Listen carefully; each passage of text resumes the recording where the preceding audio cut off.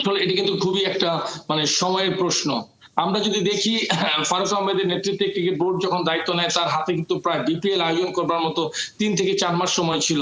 BPL এর যে অবকাঠামো ছিল সেই অবকাঠামো কিন্তু অত্যন্ত পুয়ার ছিল। সেই পুয়ার জায়গা থেকে যখন ফারুক আহমেদ দায়িত্ব নেয় নতুন করে তাদের সঙ্গে ফ্র্যাঞ্চাইজি যোগাযোগ করা কাজটা কিন্তু অনেক বেশি কঠিন ছিল।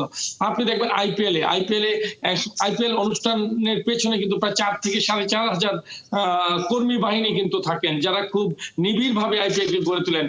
আমরা কি জানি এই বিপিএল এর পেছনে কয়জন লোক কাজ করেন? ক্রিকেট বোর্ডে ৩ থেকে ৪ জন লোক বিপিএল নিয়ে কাজ করেন। তবুও কি সারা বছর করেন কিনা সেটাতেও কিন্তু আপনার সন্দেহ রয়ে যায়।